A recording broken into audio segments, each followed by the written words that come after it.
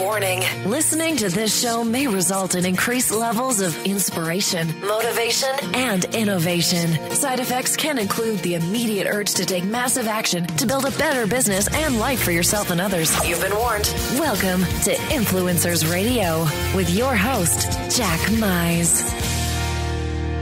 And welcome back to another episode of Influencers Radio. Today, we're going to be telling a story a little bit backwards. And this is just a fascinating story and a fascinating guest I have today because, you know, we've all heard of the rags to riches story, right? It's, people love the rags to riches story. They're a great human interest story. But today we're going to talk about the riches to rags to riches, story that is an interesting story in itself, but it also illustrates how even some of the things that we think are catastrophes in our lives, things that we think are just, you know, you hit rock bottom, turn out to be something that grows into so much more. And, you know, you'll see so many people that are successful. I've met so many successful people in not just success in wealth, but success in their life that it was just almost born out of tragedy. There's an old saying, and I wish I could remember to give the credit to it. It is the tragedy in one's life is not the suffering that he endures. It's the suffering that he misses. And my guest today definitely did not miss out on the suffering because he was I think probably just the picture of the all-American entrepreneur, hardworking, built a business, building a solid business, doing what you're supposed to do, following that blueprint to building a really solid business in the insurance industry. Had stable revenue, built a comfortable living for himself and his family. And literally in a matter of hours went from having that comfortable business to not just losing his business and going to nothing, but from having that comfortable business as an entrepreneur to literally having a liability of millions, multi-millions of dollars. Like I said, literally in hours. And that's where we're going to dig into that, how he, one, endured that, and two, how he rebounded from that, and not just got back to where he was, but rebounded in a huge, huge way and is now able to help a lot of other people with their business. So with that, I'd like to welcome to Influencers Radio, Mr. Kent Littlejohn. Kent, welcome to the show. Hey, Jack, thank you very much. I'm coming to you live from beautiful, exotic Cincinnati, Ohio, brother. Oh, good to be here. I'm telling you, you got to book that flight years in advance, I think, to get there. Although I do hear somebody told me it's the chili capital of the world, Cincinnati.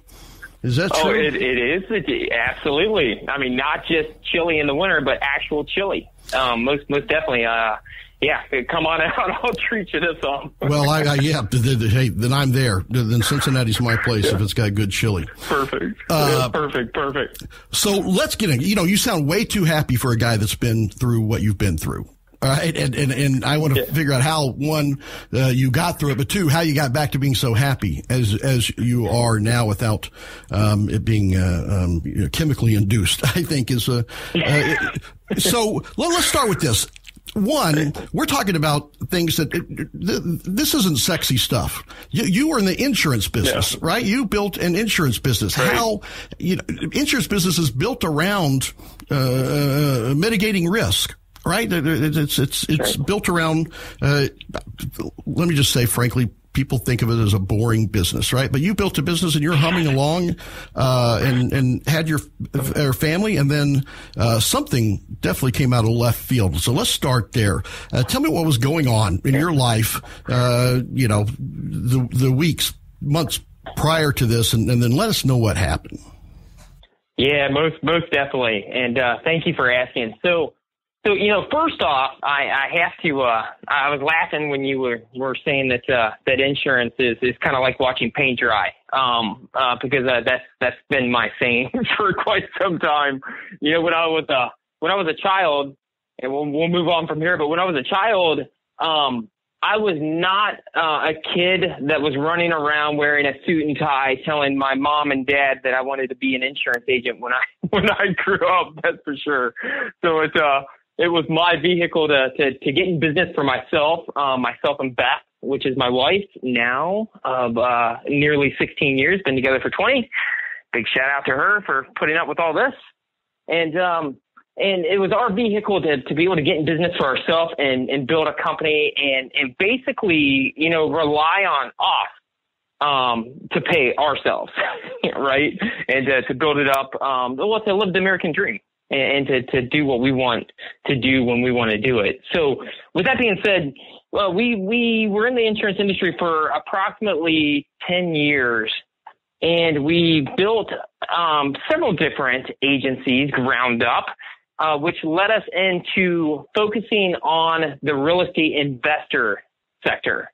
Okay, so we, near the end of our run in the insurance industry, and when all of that craziness occurred in our life, we were one of the leading insurance providers for real estate investors across the U.S., licensed in all states, doing business in most of those states, even Alaska, and insuring anywhere from, let's say, a single family home that was rented out to, you know, cousin Joe to, you know, hundreds of millions of dollars of apartment complexes and multifamily portfolios owned by owners across the United States. So with that being said, we focused on that portion of the industry and really niched ourselves out as the expert within that field. So we would have the opportunity to be able to write business through pretty much whatever carrier, that carrier being an insurance company that we chose, because we wrote a significant amount of premium and volume with those insurance companies. But we specifically like to write coverage or do business with what's called insurance programs. And insurance programs are specifically built for and tailored for certain industries like this. So, for example, when you're doing insurance on an apartment community, you know, some single locations have, you know, $100 million worth of coverage, which is above and beyond the amount of risk that a company like Travelers or Nationwide and so forth would want to take, take part of. So with that being said, we would choose insurance programs to do our coverages through because the coverages typically were very large and would cover, you know, catastrophes, tornadoes, hurricanes, fires, liability claims, you know, people slipping and falling and all that good stuff. So it was about, let's just call it 2011. Somewhere mid-2011, I was approached by a program that they had heard about us and knew that we wrote a significant amount of business inside of that particular industry. And they were a tailored program specifically for real estate investors in what's called habitational insurance. And habitational is basically residential properties that people rent out and they live in. So anywhere from a single family duplex, triplex, quad, all the way up to apartment complexes.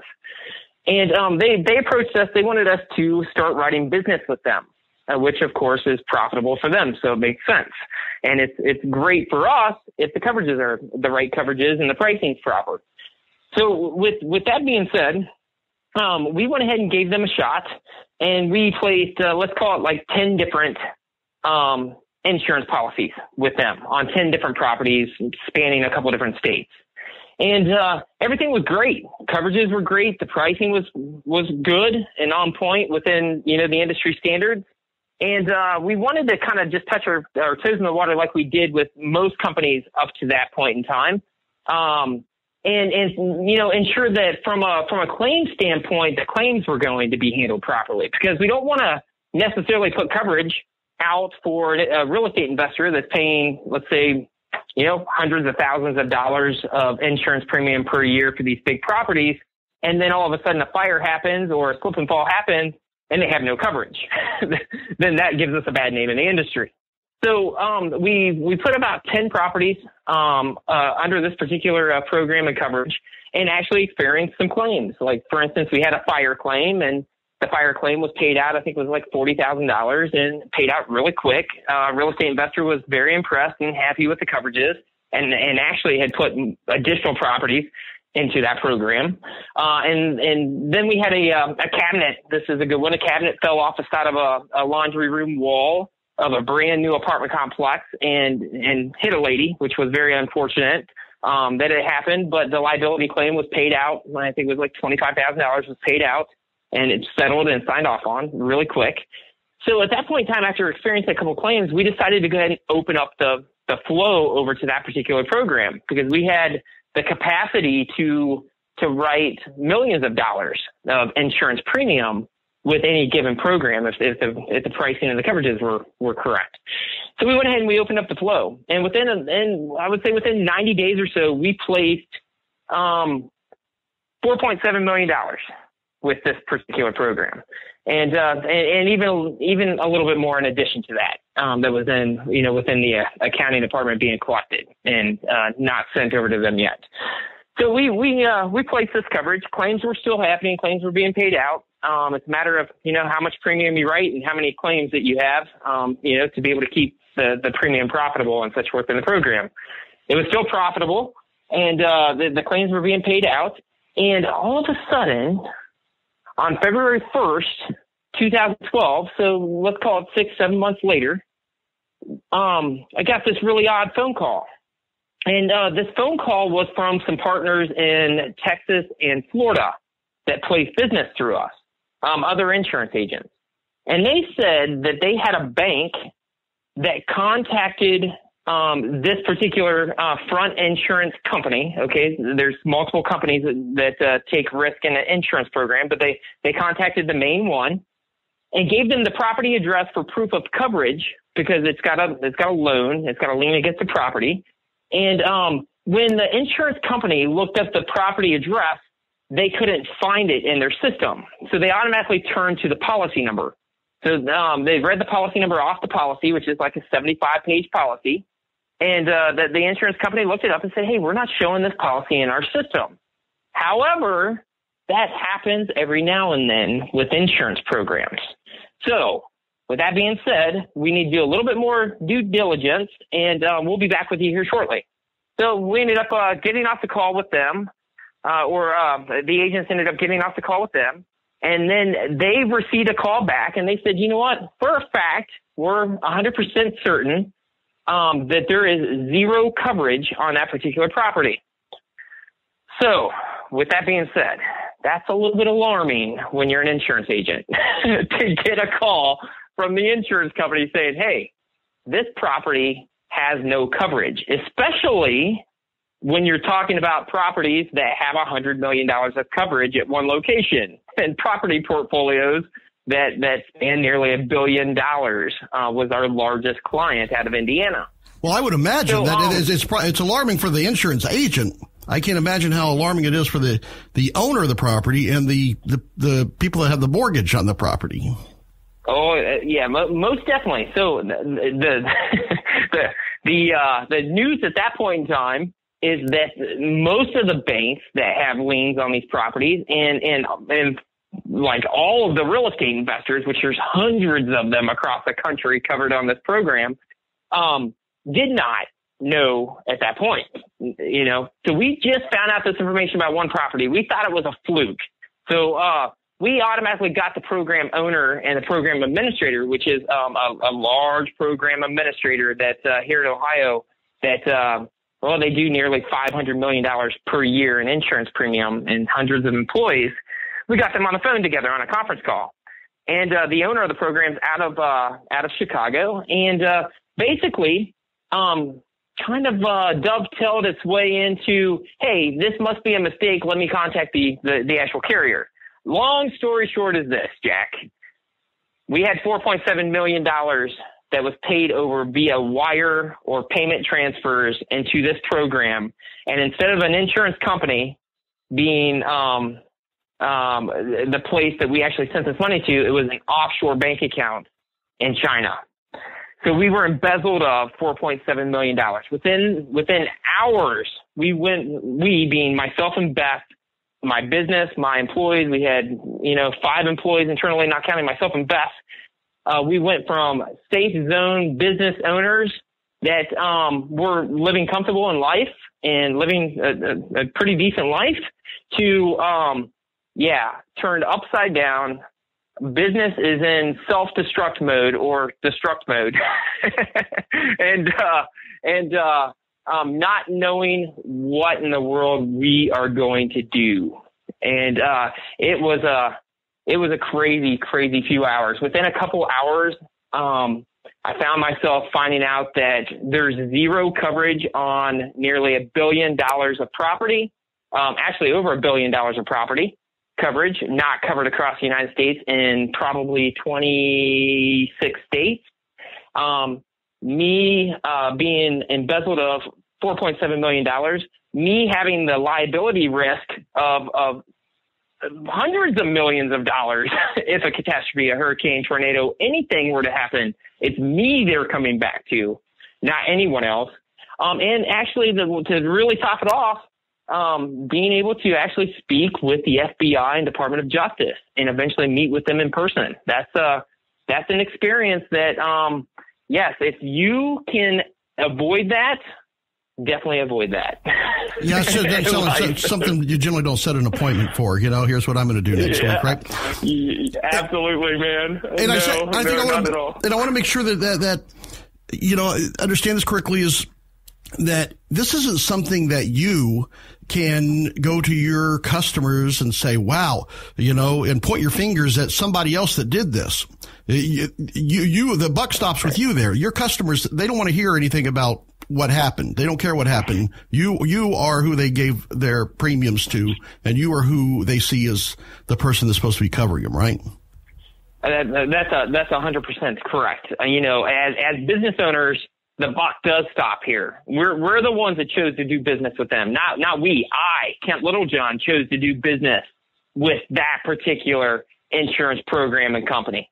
It was me. It wasn't them. And it wasn't, my wife. It wasn't my employees in here. It was me. So most definitely 100% of that responsibility is right here. And those policyholders and those insured, those big real estate investors that are across the country, they know that. They know that the responsibility is here. So there's no hiding from it, man. It's boom, hits you right in the face. Within just, a few hours, I never experienced anything in my life like that. Waking up one morning and being excited about life, being excited about business and getting here, and then watching how that day unfolded.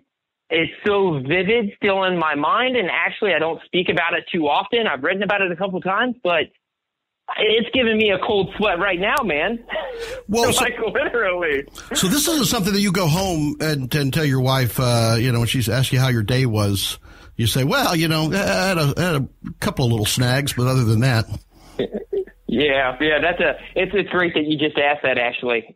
So about 10 days prior to this occurring, Beth was laying on the bed. She wasn't feeling too good. She was nauseous. She felt like she had the flu or something like that. We always work out together in the morning. The morning being like 5:30 in the morning. We're like early birds. We have to get our workout in before the kiddos get up. And at the time, it was 2 kids that we had, Lauren and Peyton. And I said, "Are you going to work out?" And she said, "No, I'm not feeling good. I think I've got the flu or something." So I would go and I work out and come back. She's still laying there.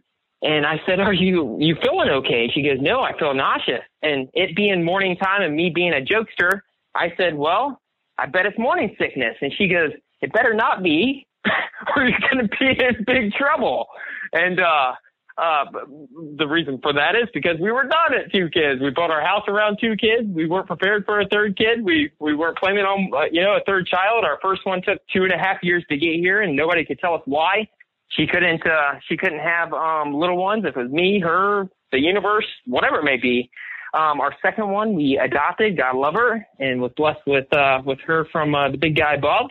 And there was no 3rd one in our plans. So long story short, she said, "Don't play around with that.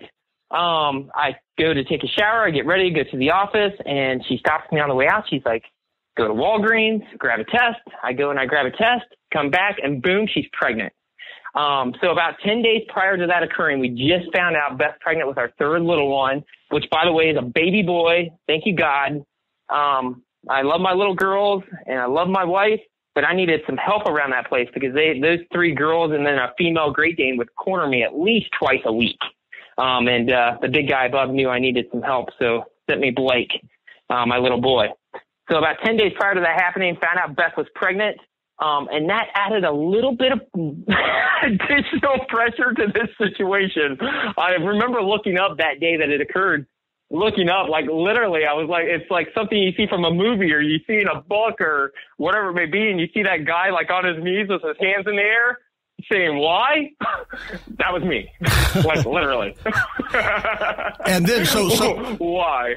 And then you go from that to, what did you say, 10 days later, you're getting this news that, not that hey, by the way, your company is out of business. It's ground down to nothing. You're way past nothing. The liability of millions and millions of dollars, in, one, potential insurance claims, real insurance claims, insurance coverage, and that you probably haven't told that story and had someone come back with, oh yeah, you think that's bad, right? I don't know how we can top that, right? Right. Yeah. So what do you do? I mean, do you? A lot of people just curl up and just go catatonic. Like what do you do? How do you sit down and think? Okay, well, let me think through this. Yeah. So the first thing that I was thinking as I was down there on my knees saying why is, what in the hell am I going to do? I have a family. I have employees upstairs. I have a business. We have overhead. We have, all this stuff. And not really knowing, but I did know one thing, Jack. I knew this one thing, and it leads me into telling you this. I left the office almost immediately after I got up off my knees and wiped a couple tears. I left the office. I headed home. And I remember walking in the door home, and Beth's like, why are you here? And I just grabbed her and I held her, and I just said, you know what? No matter if it's in this house, if it's with this business, or it's in a different house or even in an apartment, I specifically remember saying that, we are a family and we are going to stay together as a family. And she immediately started crying and she said, what is the matter? And I told her, and the way that she handled that news, was life changing for me because, it could have went way different. There could have been blame. There could have been fingers pointed. It could have been, to the point to where it was, so much stress that it could have destroyed us as a family, and I didn't want that, right? There was full support. She's like, I know that you'll figure this out. I know that this will get figured out. Now go do it. So with that being said, I didn't immediately go do it. I took like 14 days of my life. The next 14 days, I became the victim, dude. Like I was the victim. I was the guy that like slept in, didn't want to wake up. Being in the insurance industry, I had a large life policy, $5 million life policy that I figured would be better for my family than me at this particular capacity. So I was like, okay, take me now. I'm fine. And truly didn't want to wake up. It was about day 15 that I woke up and I literally had this jolt of energy. Like I woke up, I felt like a different person. Like I was like renewed. And I started thinking to myself, how in the hell am I going to fix this? And all of a sudden, I went back to when I was like 20 years old. Back when we were like 20 or 21 years old or 19, and you feel invincible. I was just starting in sales in the fitness industry. I was doing extremely well. I was projecting $100,000 for the year as a 20-year-old young guy selling gym memberships of all things. And I started to recall some of the stuff that got me there and got me that fire in my like body and my soul. And it was like two different things. I'll tell you, here's the secret.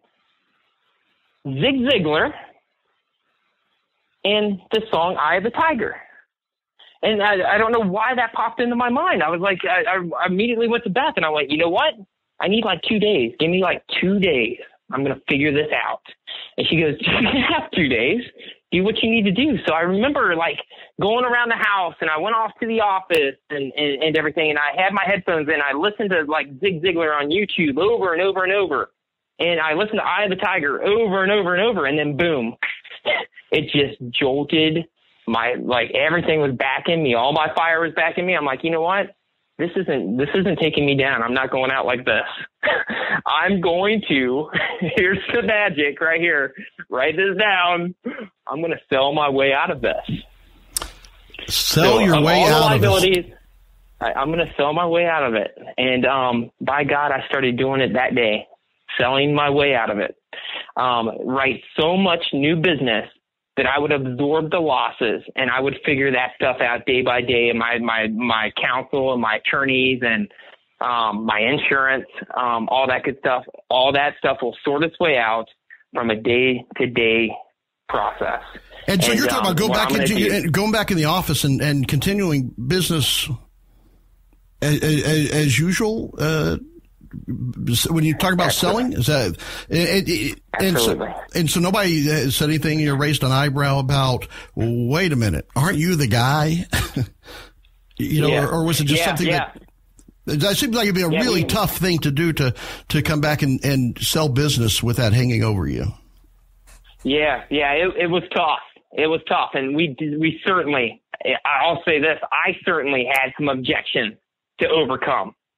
And the way that I presented it was like this. You know what? Bad things happen to good people. I know this industry, and I know the coverages that you need. And here's something kind of funny. What's the odds of it happening again? And wouldn't you rather be insured by an agent like me that just experienced that's going to make sure that that's not going to happen again, than Joe Schmo down the street that's never experienced something like this? Well, I think that in you obviously had some hurdles to overcome, and I think it's a tremendous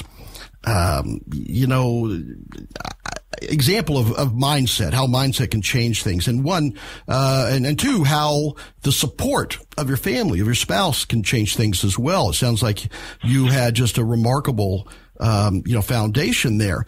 Now I want to talk about how you started selling your way out of this, because the one thing that I saw interesting that I thought was just really fascinating about your story is how LinkedIn comes into play. Because a lot of people think LinkedIn, that's the network where you can get a job or hire people, right? Right.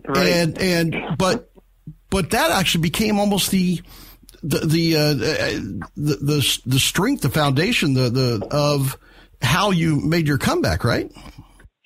Yeah, absolutely. So that day that I'm all jacked up, I might have had a Red Bull or two. I'm not going to kid you. So I had some Red Bull going through me, some Zig Ziglar, some Eye of the Tiger, and homeboy here decided to smile and dial.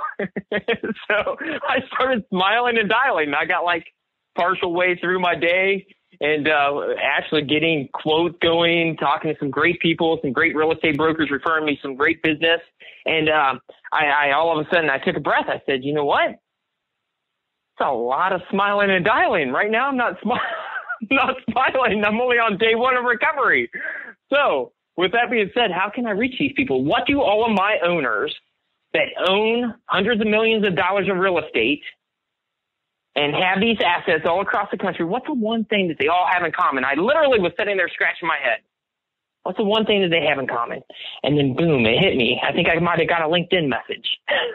I'm like, wow, I think they're all on LinkedIn. I think I've even got messages from a few of them on LinkedIn that connected with me and then sent me a message on LinkedIn. So I started looking them up. I looked up all my big guys. The ones that own multiple locations across the country and huge portfolios that we were making. Well, I mean, if we wrote, like my largest client had $1.6 million, $1.7 million worth of insurance premium with us, and we made $225,000 from them on the same day of the year, every single year for 5 years straight. and they were just as easy to service as a homeowner's policy. So I looked them up. I said, are these guys on LinkedIn? Looked them up. Boom, there they were. Looked up the next one. Boom, there they were. All my people are on LinkedIn, like 99% of them. So I'm like, so how can I not smile and dial anymore and leverage this crazy network that's got all my people on it and reach them through LinkedIn? So I just started trying things. Like for the next, the next week to 2 weeks, I was just trying different things on LinkedIn. I'll be honest, like 70% of it didn't work and it burned and I miserably failed at it. But the couple things that did work lit this place on fire in a good way. Like it worked, and it worked so well that these people were knocking my door down. I wrote 4 new clients the next week after trying stuff on LinkedIn, big ones. And then the next week, I think it was closer to 8. And then it was just like rapid fire at that point. I'm like, oh man, I've got something here. And just started doing it, repeated it, had my main broker repeat it. And we wrote ourselves and sold ourselves out of that incredible, crazy mess. And then, so I guess that's where you said that you had a lot of the stuff that didn't work. And I think that's where a lot of people, quit. I guess it's easy to quit when a lot of stuff doesn't work. But I think a lot of successful people, most successful people, they had a lot of stuff that didn't work, but were able to recognize those few things that did work and then really recognize those very few things that make a huge impact. Now, it's one thing to say, okay, my people are on LinkedIn. I can use LinkedIn to contact these people. But then it's like, but I've got multi-millions of dollars, the hole to dig myself out of. That had to be some kind of exponential growth. There had to be something just explosive that happened more than you're able to find some people more quickly. Yeah, absolutely. So I started to, get all this traction on LinkedIn and started to contact owners direct, running business direct, and then contact all the commercial real estate brokers across the country, the big guys and the big girls that brokered these, tens of millions, hundreds of millions of dollars of property portfolios for these people, people, CBRE and Marcus and Millichap and some of the larger property brokers, and really getting business flowing. And then I thought to myself, how can I take this to the next level? This is like probably 6 months into it at this point. And I went, wow. For some reason, I remembered a movie, and you might have seen it before. It was a movie with Kevin Costner called Field of Dreams. Have you ever seen that? Okay, good. There's one part of that movie where I forget the exact quote, but it's something like, if you build it, they will come. Right? And I remembered that. And I was like, well, how in the hell can I attract these real estate investors? So let's fast forward to today. I own the world's largest real estate investor community on LinkedIn. It's 113,000 real estate investors. It's growing at 200 real estate investors per day organically. What I built back then in the insurance industry from a LinkedIn group standpoint powered our agency, and when we were rock bottom, powered us all the way up to being the very best that we've ever been. Okay, so what that means is 2011 was an awesome year. We did nearly $1 million in commission. Okay, 2012, that happened in February of 2012. By the end of 2012, we were almost even with 2011, even absorbing all that loss and liabilities and everything that we were incurring. You're talking about the same year when this catastrophe happened. That to many would be insurmountable. You dug yourself out of that and then matched even the revenue of what you had the previous year while overcoming that hole of millions of dollars that was dug. Yes, sir. So that is 100% correct. We were almost even to 2011 and 2012 after that had happened to us. 2013 was the very best year we ever had in the insurance industry by far. And November of 2013, I remember Beth cracks me up. That's my wife. I remember looking at her one night and I said, I want to sell the business. And she said, are you crazy? And it's always this one look every time she asks me if I'm crazy. It's like that same look that she gives me whenever she has a headache at night. Couldn't put that puzzle pieces together. And no, I got a headache. So she said, are you crazy? And I went, I may be, but I've lost that love and feeling. I absolutely, I want to like literally throw up on the way to the office every day. I cannot kick what happened to us, no matter the amount of income that we make. And I just can't do it anymore, or I don't want to do it anymore. I could definitely do it, but I don't want to do it. So with that being said, she blessed the sale of our business. And February 1st of 2014, we sold our insurance companies for a 7-figure contract, and it is the best thing I've ever done in my life. Well, I think that's one thing, and I want to point this out, that I think it says a lot about you, Kent Littlejohn, as a person, where, you know, a lot of people, even good people, even the best intention of people, would have taken that, what happened, and just, you know, changed their identity, moved away, and just started a new life, because this is something that can't be overcome, and you know, just leave things. I got to leave this mess for someone else. I can't deal with it.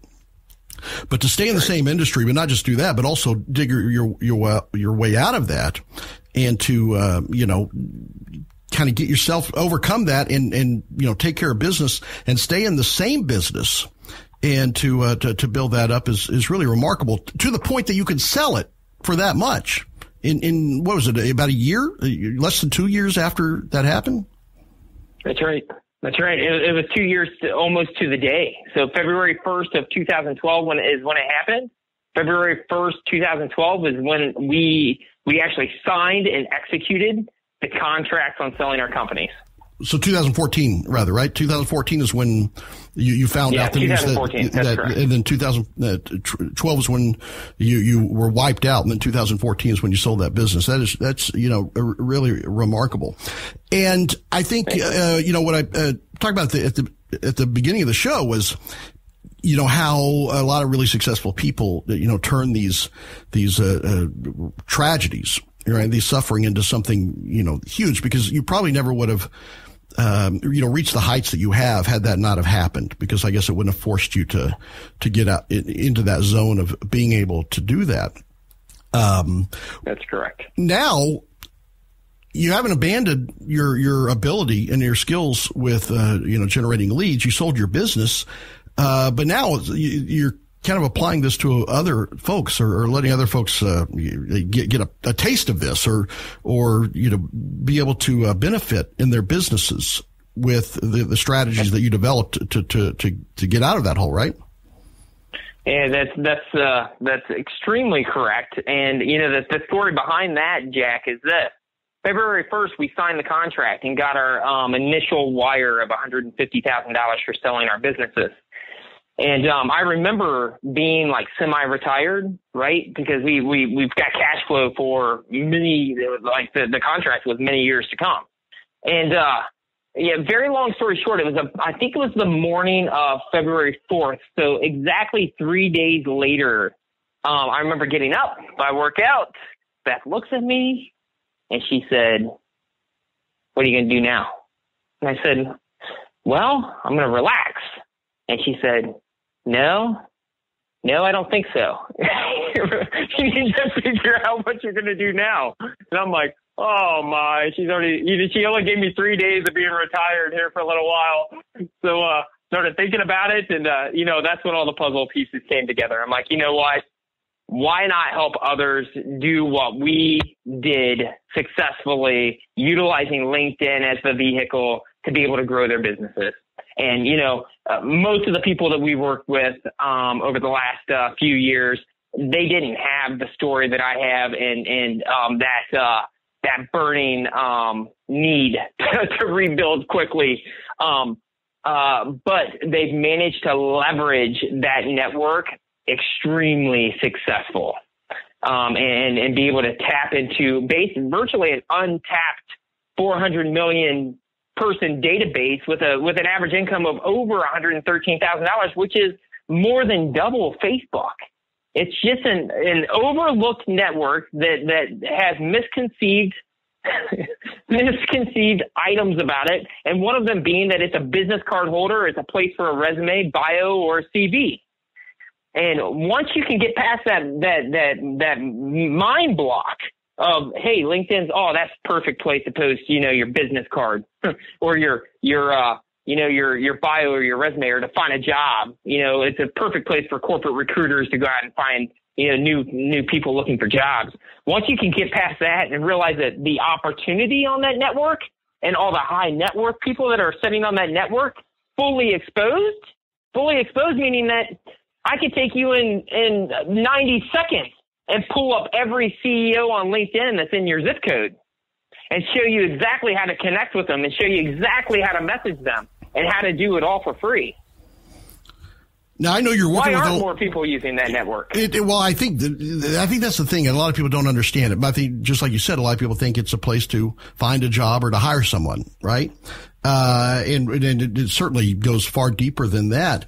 And I know you work a lot with the insurance agents, real estate folks, financial people, as well as coaches in different areas. Are you showing them how to do what you did, or are you allowing them to benefit from the network that you built? What have you done with when you built that network, when you built those connections or built that asset? Is that still in play? Are you still using that to help others in those industries? Because they're obviously similar industries, and insurance as well. So.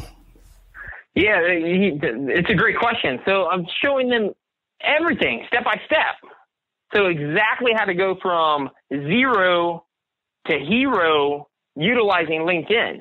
A majority of the population that we work with, they don't generate a lot of online leads, if at all any. A lot of the population that we work with, outside of the coaches and consultants, of course, they still pay $4,000 a month for a full-page phone book ad.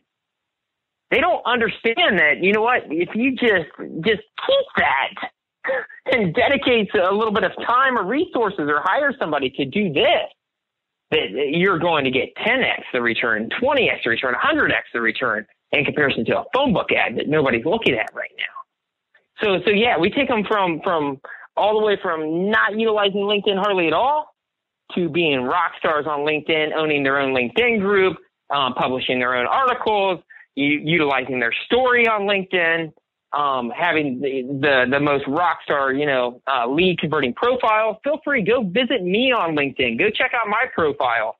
You don't even have to work with us. Go look at my profile and see how I utilize that real estate space. There's no other social network that is out there. Facebook, Twitter, YouTube, no other social network gives you the amount of virtual real estate space to sell you. Nowhere. Yeah, and LinkedIn, I guess it's a much more, I guess the word that comes to mind is serious audience, right? They're not, I guess people there aren't there for socializing, right? They're there for business. They want to get down to business and looking for a way to I guess better their business in a way. And so when let's set aside the I'm looking for a job or I want to hire someone. What percentage of that do you think is really LinkedIn versus the people that are there trying to build their business or build their profession outside of looking for a job or trying to hire someone? Oh yeah, 80%. I would say 80%. I mean, it's where if you speak to some of the individuals that are on there, I mean, LinkedIn is where business gets done. It's where networking gets done. It's where the real business gets done. The deals that are like the $1 million commission, that's not getting done on, any other social, network or platform. It's getting done on LinkedIn. Those introductions are made on LinkedIn. That networking is done on LinkedIn. Yeah, I guess that's begin on LinkedIn. Insurance. I just don't associate the word insurance with rock star. I don't think you don't think about insurance people having the big Twitter followers or things like that. But I guess on LinkedIn, that's where, just like you said, that's a great set. That's got to be a slogan somewhere. That's where business gets done. That's exactly it. Concisely. And when we look at industries like that. Like insurance, okay? That's like watching paint dry, okay? And I hate even speaking about insurance because people start to yawn and stretch their arms up in there. When you look at insurance and the typical insurance agent, or if you're in an industry that's a boring industry per se, then you have to figure out a way to get people to come to you from an attraction standpoint. How about owning the best group on LinkedIn for that target audience? So if you're targeting divorce attorneys, why not own a group on LinkedIn specific to divorce attorneys and be the best group on LinkedIn for divorce attorneys? And you're going to attract them left and right. And guess who the thought leader is? Guess who the authority is? Yep, that's you. So, when I have realtors approach me all the time, because we have one of the largest realtor network bases in the country between our LinkedIn groups and then our email database. When they approach me and they're like, Kent, can I get buyers and sellers on LinkedIn? I'm like, well, only if you want like luxury buyers and luxury sellers, or if you want great referrals from divorce attorneys or estate attorneys, or if you want referrals from the owner that owns the nursing home that's looking for a realtor to sell the house of Edna that just came into the nursing home. Only if you want those type of people, but if not, probably not. But if you're looking for people that like pretty funny pictures of cats, it's not the place to go, right? Do not post a cat picture or a cat video on LinkedIn because they get angry about stuff like that. They're still uptight business people. And this is, really, it's so neglected out there or ignored or just not known about, I think, through a lot of people, because I talk to a lot of business owners, brick and mortar business owners that, they have, a lot of them have their profile, but they don't know what to do much past that. And they're being talked into, spending, money on Facebook advertising and things like that. What kind of budget like that is required for LinkedIn to be able to do that? Yeah, absolutely. So you can generate qualified leads on LinkedIn that are ready to buy what you have to sell right now for zero. Okay. Or for one of your email credits that most people have sitting there on LinkedIn because they have a business account that they're paying like $24 a month for. Right. Or you can run a simple ad on LinkedIn and hit your target audience. That's extremely effective right down through the news feed of LinkedIn. I mean, there's so many ways just to turn this thing on so quickly and be able to take action across that network. If you're, it's like this. If you want to target somebody that is a successful entrepreneur or a business person that has a net worth or a fantastic, annual income that can afford to pay for a high ticket service or product, right now, they're on LinkedIn. They're on LinkedIn, and they're ready for you. You just have to go in, find them, and then take action. It's super simple. Well, like I said at the beginning of the show, you're way too happy, and I guess LinkedIn is the drug, rather than the chemicals, because I can see your passion around this and the excitement that's there, and it certainly changed your life and turned a very unfortunate and potentially, obviously, well, it is a life-changing circumstance, and turn that around. And for you to be able to, and I think that's where people, when they see this and they hear your story and see what it can do, I think it's infectious. Really, to know that, hey, guess what? I don't have to go in the whole $4.7 million to be able to make this work. Let's just start where I am. Right. So let's say that I have an insurance company, or I'm in the real estate business or financial planning, and I don't want to go $4.7 million in the hole to fire up that drive to do this. How can they find out how to do this or find out more about Kent Littlejohn and be able to take advantage of what you went through to apply to their business? Yeah, thank you for asking. So connect with me on Facebook personally. Look me up, Kent Littlejohn, Facebook. Profile pictures myself and Beth. You can go to, this is a hard one, KentLittlejohn.com. So just go straight to KentLittlejohn.com. We've got a nice little 17-minute case study video on the homepage. You can watch that. We are having weekly master classes that are 75 minutes here right now. So if you go to my profile on LinkedIn, Kent Littlejohn on LinkedIn, you'll be able to just follow the headline on down throughout my profile, and you can just register for the upcoming 75-minute live masterclass. And we reveal a pretty significant amount in that masterclass that you will learn. So other than that, guess where else you can find me? Connect with me on LinkedIn. Yeah, and I think that's the thing. Even if they don't connect with you, even if they just want to be a little voyeuristic and see what you're doing on LinkedIn and kind of, it's right there for anyone to see. You can learn a lot. I mean, there's been a lot of failures to get my profile to where it is today. And I can tell you right now, there isn't a day that goes by that I don't get at least 15 inbox messages on LinkedIn wanting to know more about our program or to work with us.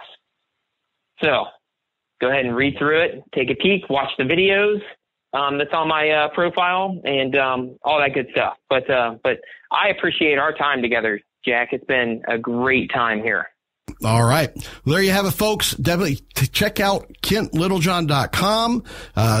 Check him out on LinkedIn, without a doubt, and also Facebook to find out more. And until next time on Influencers Radio, remember, you are the only real game changer.